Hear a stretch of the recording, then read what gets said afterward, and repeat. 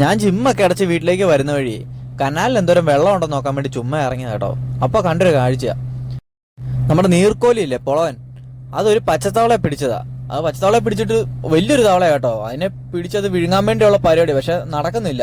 അതിന്റെ കാലിനാ അത് പിടിച്ചേക്കുന്നത്. തവളയാണെ രക്ഷപ്പെടാൻ മാക്സിമം നോക്കുന്നുണ്ട്, പാമ്പാണെങ്കിൽ അതിനെ ശരിക്കും പിടിച്ചേക്കുക. അതിന്റെ രാവിലത്തെ ഭക്ഷണമല്ലേ, അത് വിട്ടുപോയാൽ അത് പട്ടിണി കിടക്കേണ്ട വരും രാവിലെ.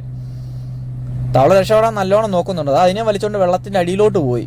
അത് കഴിഞ്ഞത് പൊങ്ങി വന്നിട്ട് തവള ചാടി രക്ഷപ്പെടാൻ നോക്കുന്നുണ്ട്. അത് കാലിട്ട് തുഴഞ്ഞ് രക്ഷപ്പെടാൻ നോക്കിയിട്ട് പക്ഷെ പറ്റുന്നില്ല.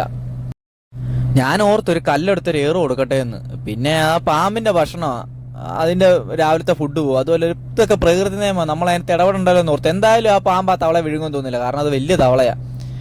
അത് എങ്ങനെയാലും രക്ഷപ്പെടും. പിന്നെ ഒന്നും തോന്നില്ല കേട്ടോ, അതുകൊണ്ടാ.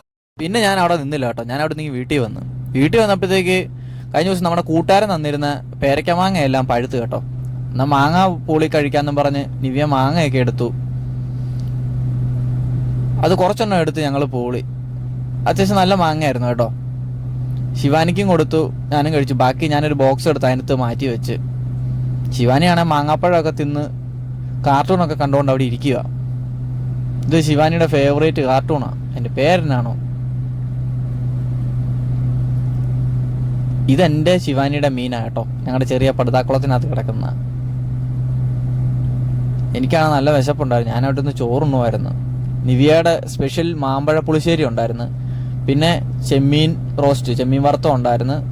ചെറിയ ഒരു പയറുതോരൻ ഉണ്ടായിരുന്നു. പിന്നെ കേരമീൻ കറി വെച്ചതുണ്ടായിരുന്നു. പിന്നെ ഇഞ്ചിക്കറി, വിഷു സദ്യയുടെ ബാക്കി കേട്ടോ, ഇഞ്ചിക്കറി. അതെല്ലാം കൂടെ കൂട്ടി കുറച്ച് ചോറുണ്ട്. നല്ല വിശപ്പായിരുന്നു. ഇന്നത്തെ നമ്മുടെ വീഡിയോ ഇത്ര ഉള്ളായിരുന്നു കേട്ടോ. അപ്പോൾ വരും ദിവസങ്ങളിൽ പുതിയ വീഡിയോ ഒക്കെ ആയിട്ട് കാണാം. Okay, by.